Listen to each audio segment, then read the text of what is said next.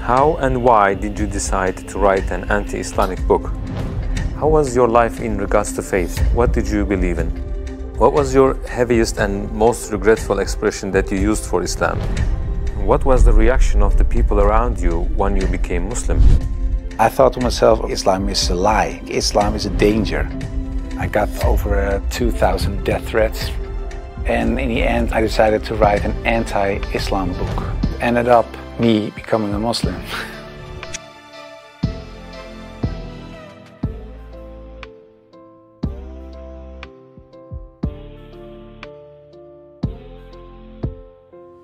Do everything against Islam. So we tried to push legislation to shut down all Islamic schools in the Netherlands, ban hijab, the Quran, close Islamic schools, well, everything you can imagine.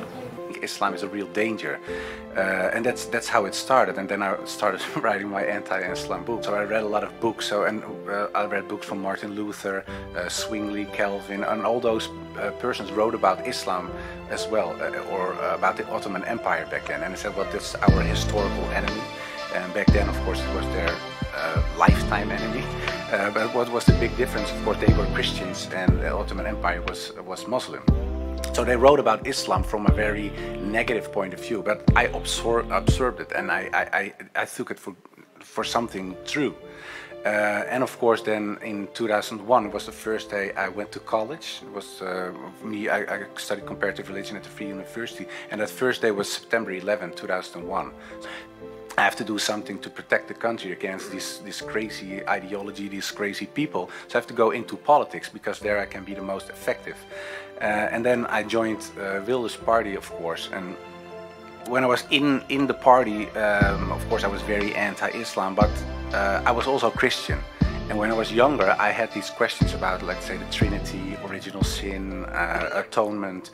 And I had some doubts, because I thought it was not so logical. But when I asked ministers for explanations, they couldn't give me satisfying answers. So I thought, reading about his life of the Prophet, and I saw him for the first time as a man, and as a father, and a husband, and a teacher, and it was like a complete new person for me. And so, well, this is a very inspiring person. So that's how it started. And when I, in the end, came across the story of Hind, of course, people know the story better than I do, but she was like the wife of Abu Sufyan, and was a very strong enemy of Islam. She gave money to kill the favorite uncle of the Prophet, Hamza, in the battlefield, and after that they cut off his ears and nose and started parading with it. So I thought it was a horrible thing, and I was reading this book, and I thought, okay, now years and years later, Muhammad came into power in Mecca. But Hind was still there, so I said, okay, now she gets killed.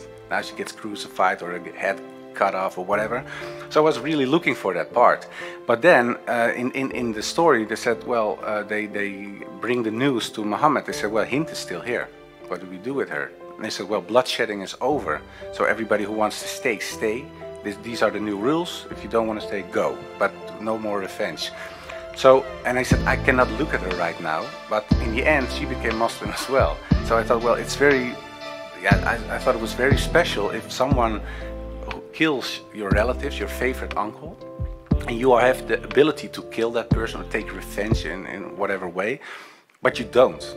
And I thought, well, I had an image of him in my mind as like almost the Antichrist, and now I see him acting like almost a savior. And I thought, well, that man is someone else.